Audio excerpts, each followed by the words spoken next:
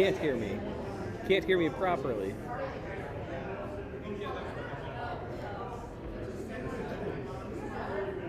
We're figuring it out.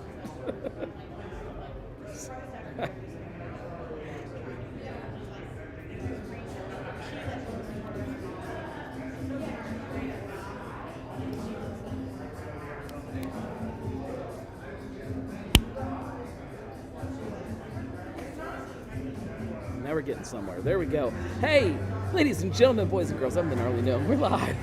There's always something. Always, as they call it, chaos, right? How's that sound? Somebody tell me if this is as bad as it was before. We're coming at you live from 16 Lots Southern Outpost, if you didn't put that together. By the scenery and the beer. This is not Cincy Hammer. This beer is called When the Levee Ends, I believe, is what they're calling it. Let me double check that. It is.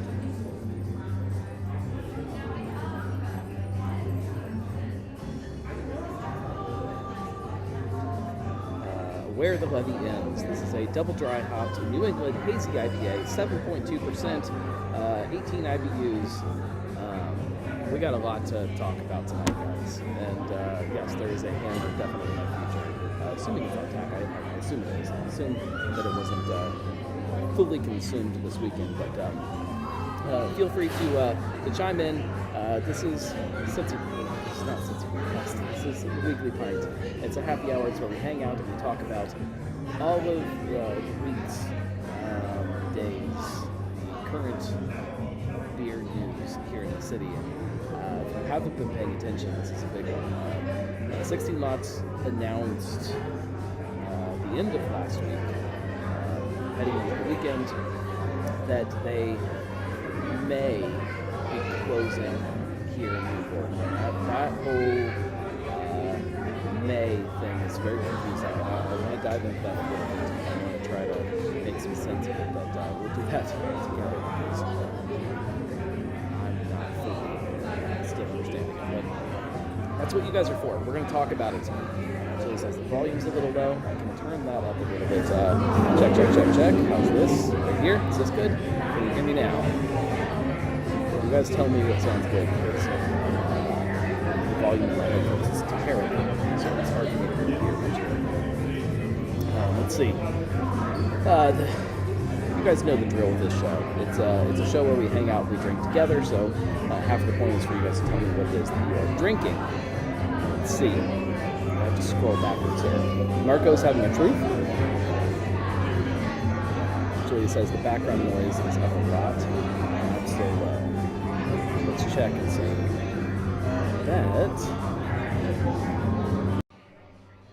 I bet that'll help. How's that sound? Is that better? Check. See, this is what I need you guys for, so tell me these things so I can fix them, because I can't tell what you're hearing. There we go. That makes more sense. Sorry, guys. The point of this show is for us to all drink together, so I'm going to go back in time, and I'm going to look at what you guys are drinking. Marco's having a truth while he is cooking dinner. Actually, I think we're a little bit too loud here. Right there, so looks good. Josh is having a Mad Hatter from New Holland. I have not had a Mad Hatter in a long time, like years and years and years and years. Very long time. That sounds good. Caroline is drinking Half Day Friend Hazy IPA from Blockhead Beer Works. I need to know more about that. I need to know where that brewery is and what's going on there. Let's see. Appropriately enough, Julia is drinking Whole Lots of Cherry Cheesecake Smoothie Sour Ale from 16 Lots. Well, cheers to that. I have one of those hanging out in my fridge at home that I keep putting off, and it sounds really good right now. Marco is cooking spaghetti with mild Italian sausage. Let's see. Also wants me to bring him some Cincy Hammer. It wouldn't make it there. You know better than that. You want to sit down and hang out with me? said, do you want to sit down and hang out? We're live. I only have one microphone, so we'll have to share.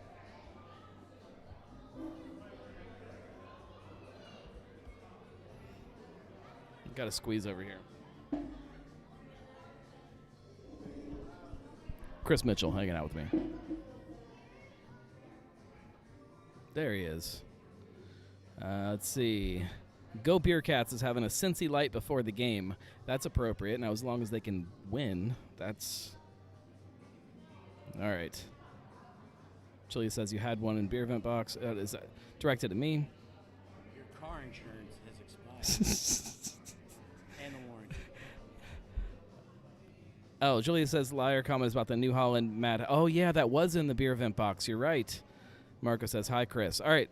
Let's jump into this. First, let's talk about something happy. Let's talk about this beer. Mm-hmm. Well, I mean, the name is already not super happy. Where the levee ends? Is that the name of the beer? Is that right? Well, it should have a ... on the end of it. Okay.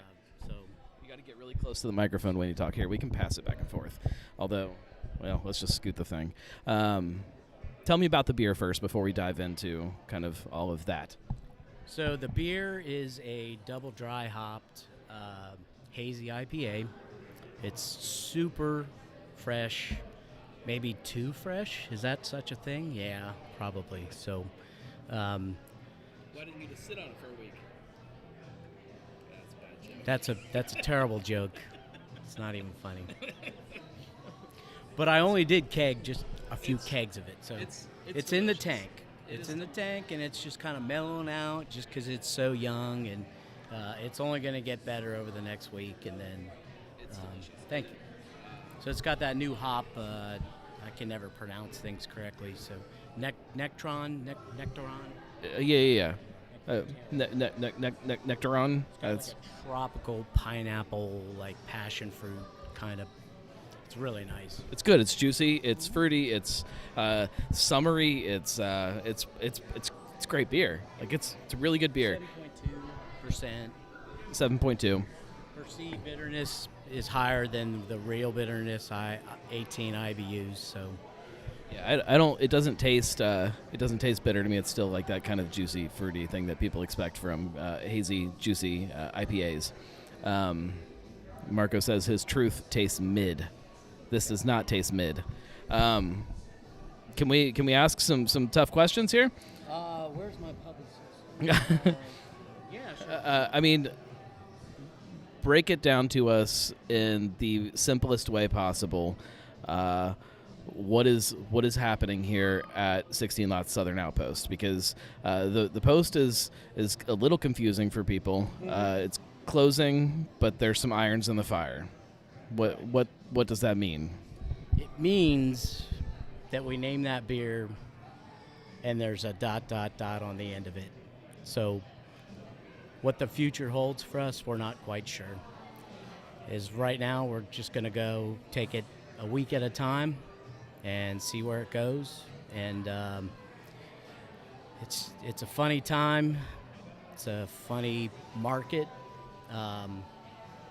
And we're just going to keep pushing forward, and hopefully we can get some support out here. And right now we're just trying to market it as, let's drink some beer, have a good time. So you got things broken down to kind of the basics down here at Southern Outpost. Just kind of the core group of people behind the bar. There's no kitchen, no food, so some of that. Chili. So you made chili? Yeah. That counts. I went out and bought stuff and made a big batch of chili. So it's over there if you want some. On me.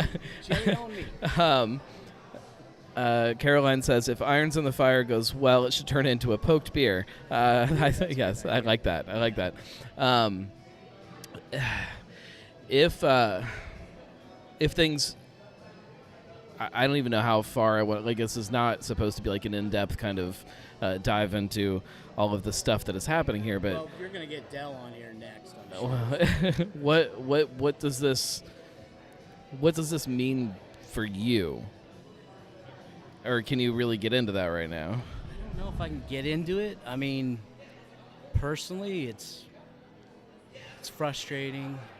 It's disappointing, but I mean, at the end, it comes down to the beer, and well, just gotta. I think that this is a perfect example of the fact that it really isn't just about, and I don't want to like point fingers at any particular thing that like is the cause of kind of the situation that you guys are in, but it's not the beer. It's. I don't think it's ever been the beer. I've been to some places that it was probably the beer. What about me? No, not with you. But like it's not the beer. It's not the food. It's not the location necessarily. I think that there's something else kind of at play here, and I know that the levy was very quick to put something out and let people know that there's more people here than ever, and they want everybody to know that. And I don't feel that when I come here. I feel like that there is definitely not the foot traffic down here at the levee that maybe there needs to be, or that I think a lot of people were hoping there was going to be with all of the renovations and stuff that's going. That's my opinion. Well, that's my opinion. The dude say, well, that's your opinion, man. So it's just, I don't know. It's my opinion. You say a lot of stuff, and I honestly, I only know what I see, and I'm here pretty often, so it's unfortunate because we built out such a beautiful space, and we literally have the best view of Cincinnati. It's here. There's only a couple tap rooms that I would like if people said we want a place where we can go grab a good beer. We want to go to a place where we can get handcrafted beer and have a good view of the city. And there's really only a couple places that I would recommend for that to be, and that's you guys, the Lager House. That's probably it as far as like views of the city. You guys have something special here, and I don't know. I obviously I speak for everybody that we don't want to see that go away. Well, the one thing I would want to leave you guys with, and this is everybody, is people say they support local, and it's a shame we're losing this. We're corner market's closing down, and the only thing I could say is if you like a place or you love a place, is you got to go out there and support them. I mean, you just have to. So. But and again, maybe this is a question that isn't really easily answered. But if people, you guys put out the call for people to come down here, support you guys this week, come drink a bunch of beer, hang out, show your love for what this is, or maybe what this was. Can people still like save this? Like, is this something that Yes. Yes. If you don't know, who knows? Tell. What's the point? I mean, if you don't want to save us, that's fine. Just come down, have a good time, and drink some beer. Drink some of the last of my beer, possibly. I don't know. But I've seen there's been other just industry wide, you look at like Arche put out that GoFundMe, and it was like, hey, come give us $2.5 million to save our brewery, and they didn't hit that goal. I don't need that much. A little less than that. but like if a brewery is in, and this is not you guys, but if Arche is in that much of a hole that they need $2.5 million to survive, and people come and support them, it's not going to get them out of that hole. It doesn't solve that problem that was there in the first place. What did they raise on GoFundMe? It's like 20,000, something like that. Well, there you go. That answers that question. Okay. All right. Well, I mean, I don't know what the number is, honestly. I mean, it's just not an upfront number. It has to be continuous. So, have we reached a bubble? Don't know. I think that's kind of where my brain is. So people are coming out to support right now, and that's awesome, and everybody should. Beer Mumbo says he's on his way down right now. It's a ghost town next week. That doesn't it doesn't do anything if you just come down when people say we're about to close. You have to come and support people on a regular basis, and I'm not pointing fingers at anybody. I'm guilty of, going to Kroger. But I try support as much local as I can, and It's about the people and the industry. And we were talking about the bubble just a second ago. Everybody's been talking about the bubble for a very long time. To me, this seems like the closest to this bubble breaking that I've ever seen personally. Well, yeah, and from where you're sitting, I can see that. I'm not biased at all. I can see that. I'm drinking water, so. We're in such a weird spot as an industry, and I don't. And this is my personal opinion. I don't think spaces like this are going to get any easier as time goes on. I mean, even just looking here at the levee, if somebody walks into the levee, and I'm going to grab a beer somewhere. How many choices do they have? How many places do they have to go get a drink? And just trying to fight your way through that is I don't know how you do it. Well, that's where we were. We brew all of our beer on site. We make our own seltzers, hard sodas. We have craft cocktails. So I guess that was the draw. Is we're not just making beer somewhere else and just shipping it in here. The tanks are there. The people that make the beer are here. The food's great. I don't know what else to say. Really. Here's the depressing question. It's going to get more depressing? No. To you, is the problem here that people don't care? Like, are that where we at? Like, is that where we're at with drinkers? Like, do they just not care anymore? Man, there's just too many variables. So, IPAs are still a huge market, but you can see a shift going towards more drinkable stuff, more sessionable, lagers. This beer's really drinkable. Calories, people want to watch, the ready-to-drink cocktails and the seltzers. I mean, there's too many variables to really pinpoint what's happening here, and it's just everything is shifting, the market's shifting, and you just got to be, on top of your game. And this is you're this is these questions are tough.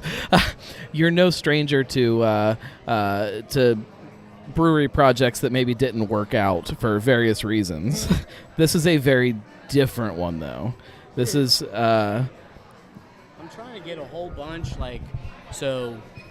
booted out. Playing bingo? Booted out, left, possibly closing.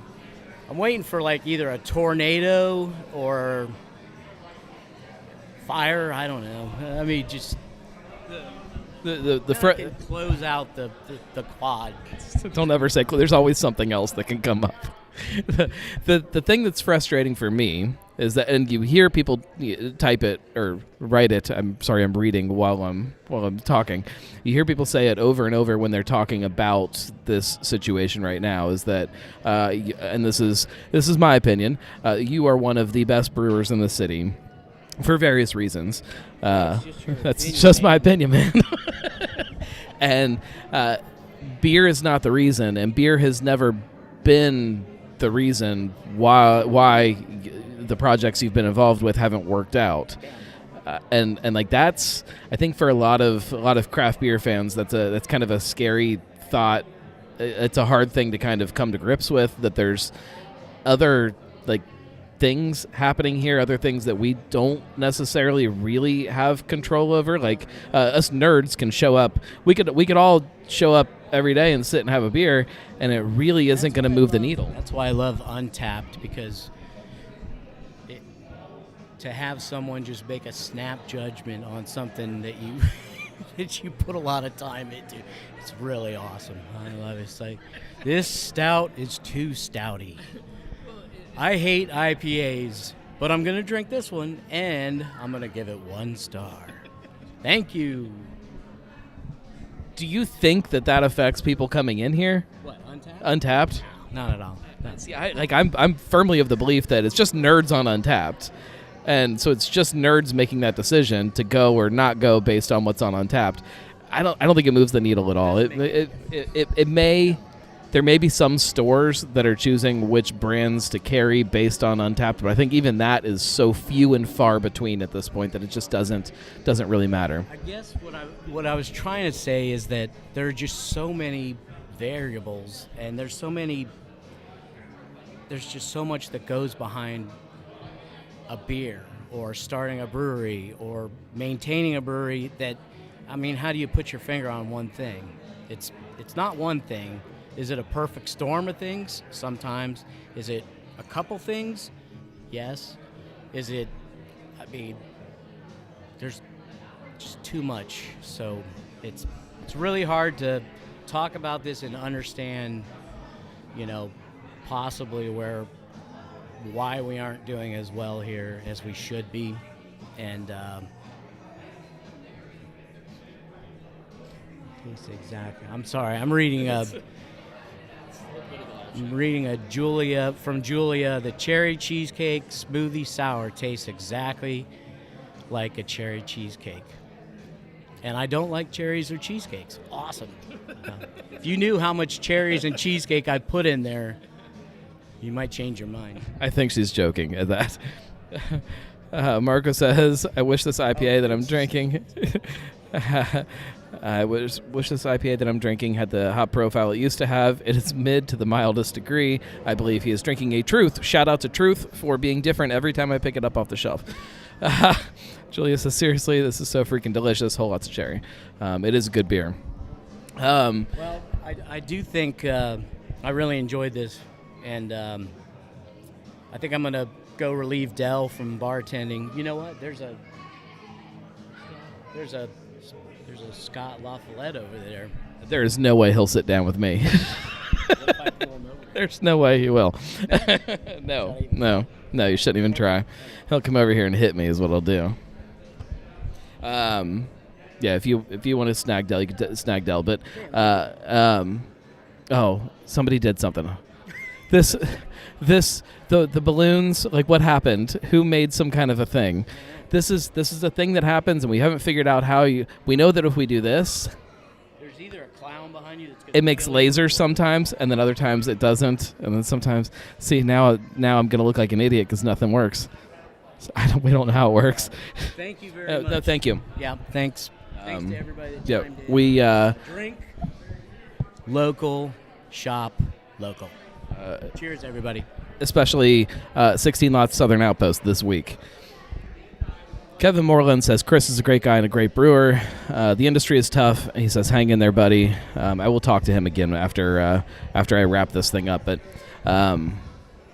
so that doesn't shed a lot of light on how this whole thing is, why this is happening. I mean, why is I think we understand why. And in my opinion, and this is just my opinion, why is because there's not enough people coming down here to the levee, or I should say, and because the levee would disagree with me, there's not enough people coming into 16 Lots Southern Outpost at the levee to support what is happening.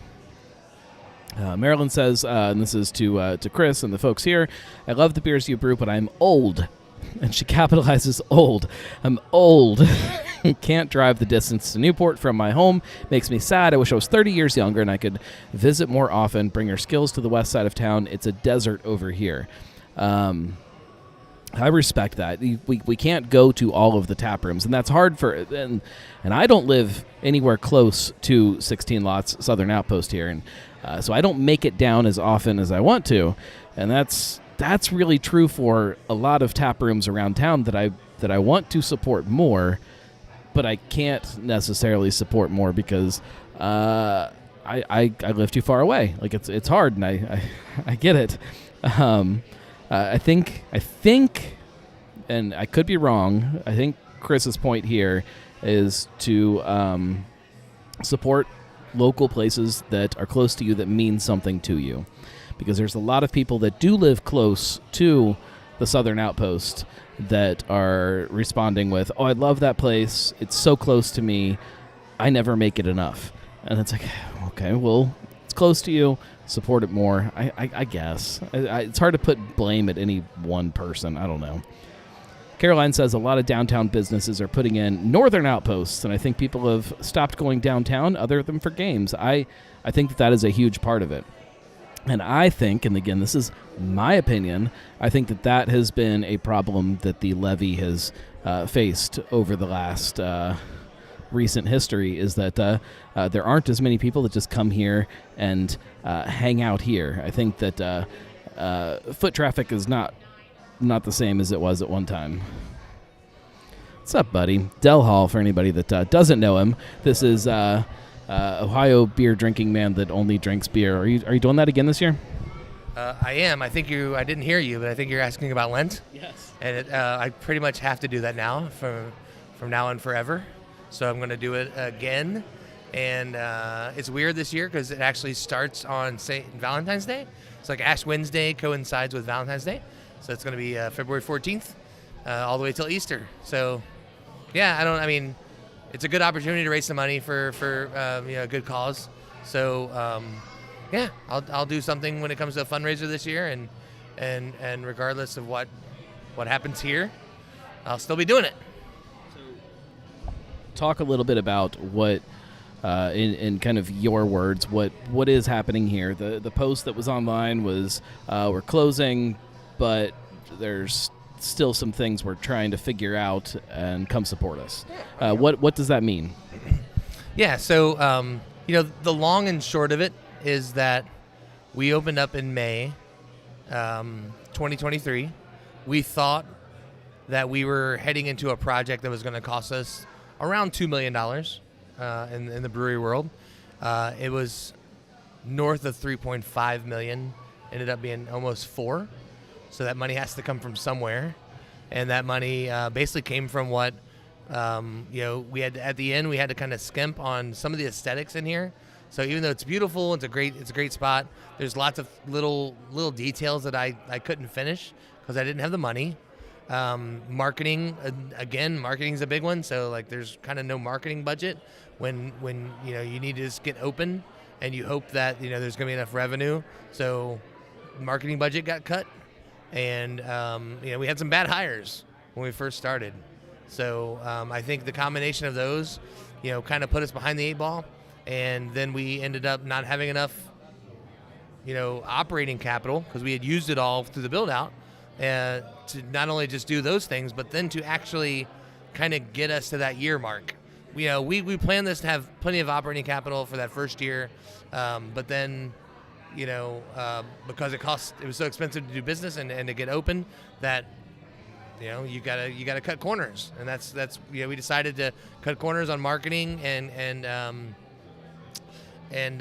kind of like my final kind of like details of aesthetics and mug clubs, and I had some really cool ideas for like what I wanted to do for activities and interactions in the space, and also just like some like kind of rewards programs that I wanted to put in place, and the money wasn't there.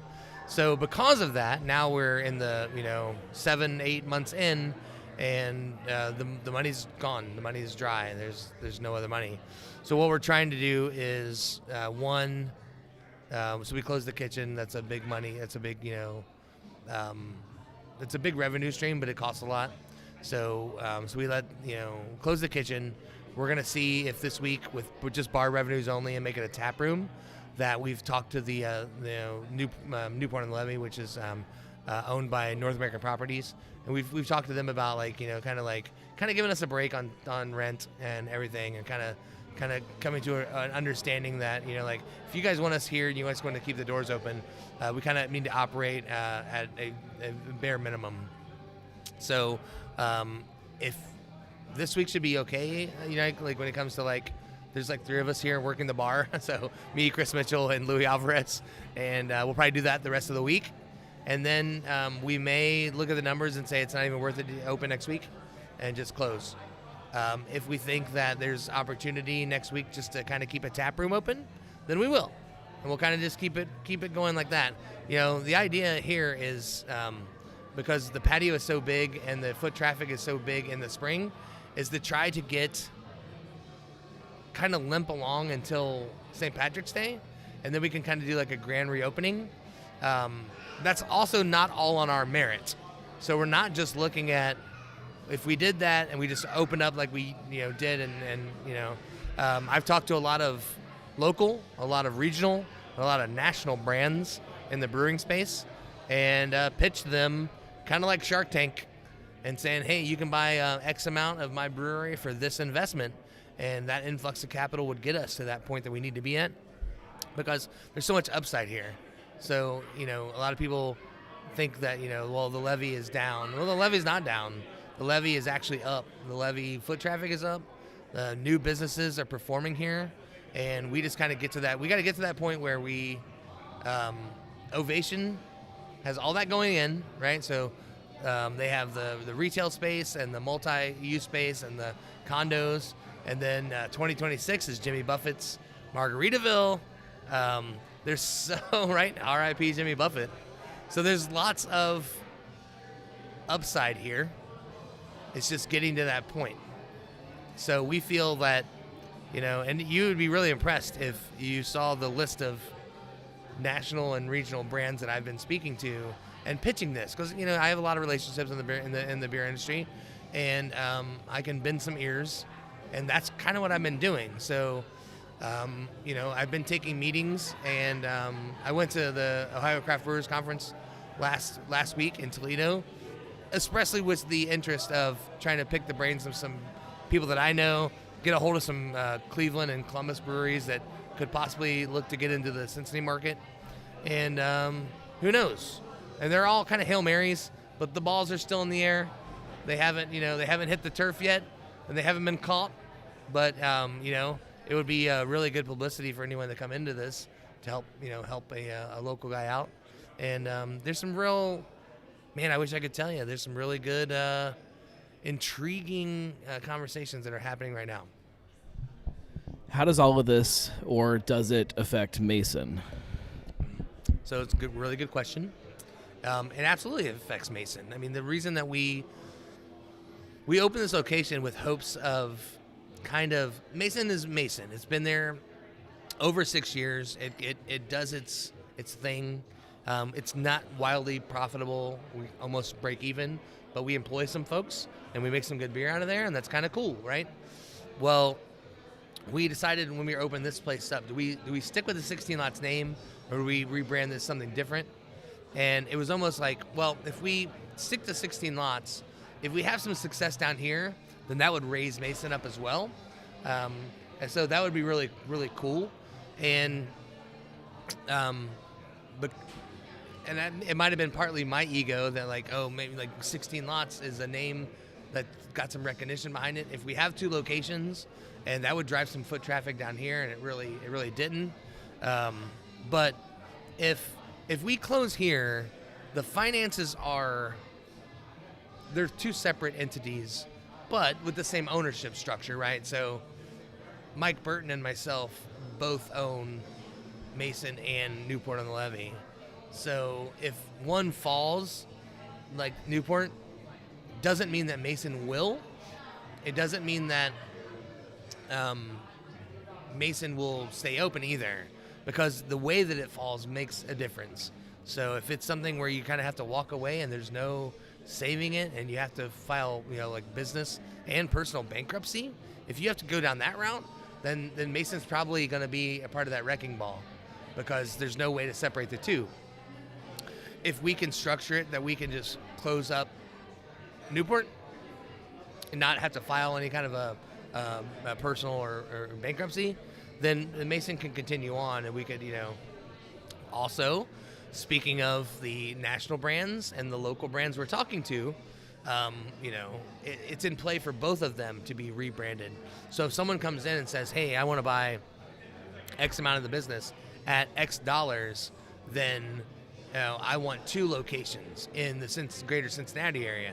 And for someone that's not in the state, that's that's a big value to them to have two locations at once. So there's lots of things in play. So it's really a I'm not trying to be vague but it's a really gray area that it could go any way. There's a lot of very complicated pieces that are moving that it could go a lot of different directions. I think that makes sense for everybody. The point is for everybody, come down here, drink as much as you can possibly drink, and get home safely. And I think in a bigger picture, like I know that we talk about it a lot. We preach to everybody to drink local, to support the places you love. And I think that that point should hopefully resonate louder when you see things like this happening. That we talk about it all the time, how much we love the beer that's happening here. We all freaking love Chris Mitchell and what he's doing, and like it takes more than just making good beer to make a place a success. You have to come. You have to tell your friends about it. You have to share. Like sometimes, like you mentioned, that there's not a huge marketing budget behind some of these places. Tell people about them. Bring people here. Come here. Drink the beer. Support them. I think that's the biggest thing that I take away from all of this is that like it doesn't falling in love with a place and enjoying the beer that a place makes isn't enough. It takes more than that to make a place a success, and just support local. Get out and drink local. That's all I can think of to put on this.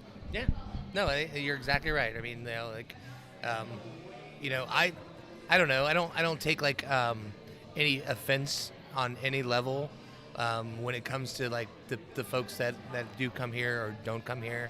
I know that myself. I'm a Cincinnati Beer guy. I'm a Cincinnati Beer guy through and through.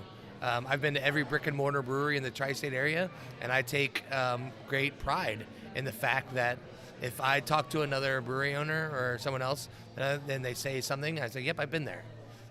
I don't necessarily think that's reciprocated a lot. And I don't see a lot of folks that are say like, it's, oh, I need to get down there. Oh, I need to get down there. I need to do this. I go out of my way to make sure that I support Cincinnati Beer as a whole.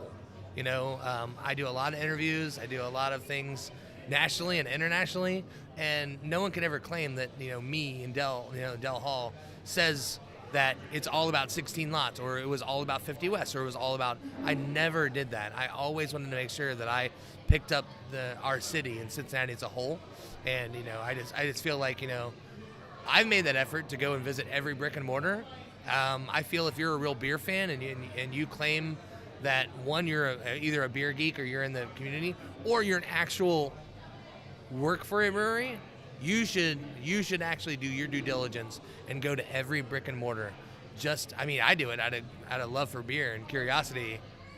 That's what I get that like there might be some people like, oh, it's not worth it from a business perspective. I don't need to know what they're doing, and I get that. But like as a beer fan, as a beer lover, yes. Like how do you not just want to at least like stop out and see what people are doing? And like I get the people that say, oh, I went here and I didn't like this, and so I'm not going to go. I get that, but like how does that not make you more curious to go back the next time? Like those are the places that I want to go to more often. Is the places the first time I went there and I'm like, oh, that was just okay. I want to go there again. Like I want to go there in 6 months. I want to go there and like I don't understand that. And that maybe that's a weird thing that is Maybe that's the problem with craft beer now. Like that's going away. I don't know. I don't know what the problem of any of this is. I don't know what's happening. I don't understand the craft beer market right now necessarily. I think it's strange, and I don't know, man. I would be down here every day this week if my wife would let me. I can tell you that. Yeah. So I can tell you just one little thing that I picked up at the Ohio Craft Brewers Conference last week. Was 2023 was the first year where the market actually normalized, and there was the same number of openings as there was closings. And here in Cincinnati, like we're still up. Like there's still more breweries that open here in the city that close every single year. And at some point that number will shift, and we'll have a year where there's more that close that open. But overall, we're not close yet. We're not even close. This city hasn't even figured out like how we feel about beer. Like we're still so far away from that. And like I think there's still a lot of room. Craft beer is not dead. Craft beer is not even close to dying. And I know that that's kind of the tagline that people are putting on articles lately, and that's stupid. You're stupid if you're writing that. Well, cool. Well, thanks for having me. Yeah, of course. I'm gonna get back behind the bar and some more suds. I'm gonna get back in front of the bar and drink those suds. I have a gift for you. So when I walk away, I'm gonna go grab you a gift, and then I'll be back. I'll be back shortly. We'll wrap things up here. If anybody doesn't already follow 16 Lots Southern Outpost, do that. Follow them on social media. Share out some posts about what they're going through right now. Tell people about them. Bring somebody down here. Come down here with somebody, and come drink some beer because they definitely need your help right now, and in the very near future. Julia says it's very hard finding the time and money to go to all 17 odd brick and mortars regularly. Not a great excuse, but if I could get to 3 to 5 breweries a week, I'd love it, but it's not always possible, so you have to figure out where to put your dollars. Yes, it's true. And if you go to one brewery a week, you're not going to hit them all in a year. And like that is a real problem, a real struggle. But go to the places you love, go there, and support them. Share the show with your friends, guys. You guys hopefully are familiar with the fact from the last couple weeks that when I'm on location, I don't have outro music. So, now I'm burping. I don't have outro music. I did not pull Marco's outro music from last week, unfortunately. But we'll be back next week, back in studio next week, where we can have a normal show and I'll have some outro music, and I'll figure this out for future live streams. If my wife is listening, I'm going to be late because there's lots of fun people here that I need to talk to, and I think almost every client that I have that is in this state is in the building right now, so I got to go talk to a bunch of people. So sorry, honey, I'm going to be late. We'll see you guys next week. I love every single one of you. Come out here and support these guys, and thank you for hanging out. It's the Weekly Pint. It's the show it's not a show because sometimes it doesn't make sense. Caroline says, with your daughter providing side commentary, maybe. Marco is singing the outro music for you guys. Oh, man. It's going to be a long week. My wife is going to be so mad at me tonight. Cheers, everybody. thegnarlygnome.com/support if you want to support what I do. But honestly, this week, just go support your local breweries. That's the real point. Cheers, everybody.